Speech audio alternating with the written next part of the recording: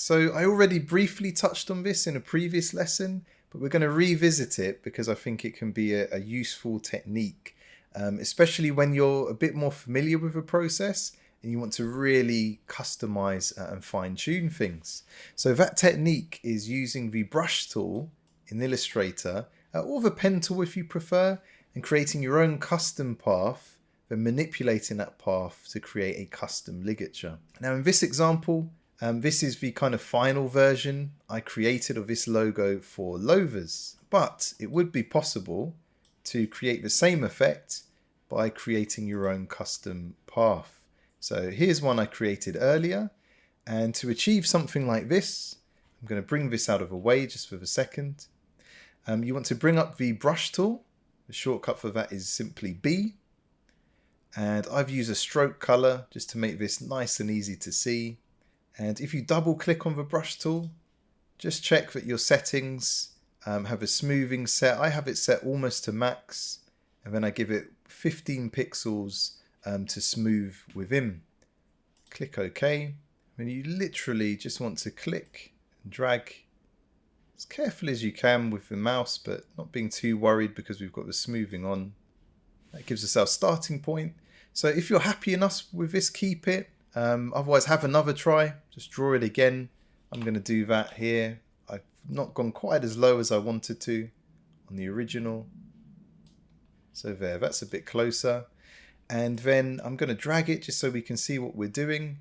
And we're going to adjust the width in different portions using the width tool. So the shortcut for that is Shift W. And you'll notice at first I'm not able to, it comes up with a stop sign next to my cursor. I'm not able to manipulate it.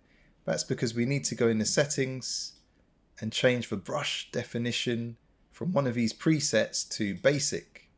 Once it's set to basic, I'll now be able to manipulate this with the width tool. So I'm going to start us off with a bit of a wider stroke so it's easier to select. And then use Shift W to bring up the width tool. And now you can see my cursor as I hover over different points of this path, it comes up with a plus sign. So I'll start at the very end. If I click and drag, that allows me to position kind of a width anchor point.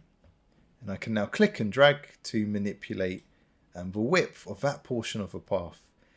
You don't have to follow the anchor points for the line, for the path. You can add your own at any portion you like going along this path. So if I click here and then drag out, I'm able to create a different one there. So I'm going to drag this existing kind of width anchor point. I don't know if that's a technical term for it, that's what I call it.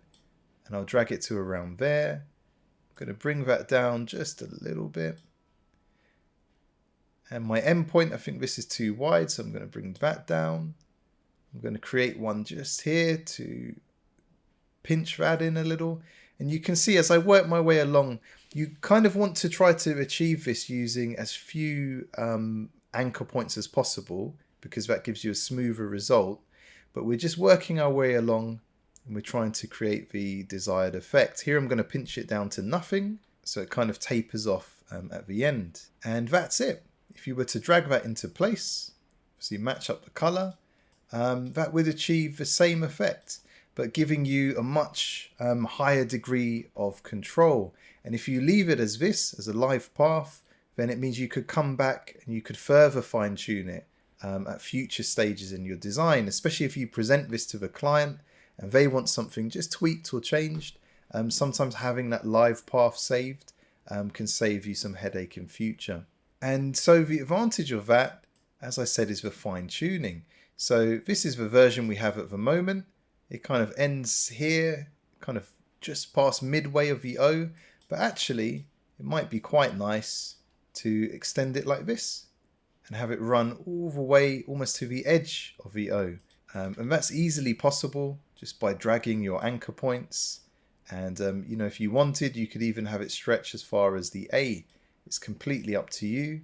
You just have to maybe tweak and adjust the control handles to eliminate any kinks from elongating it.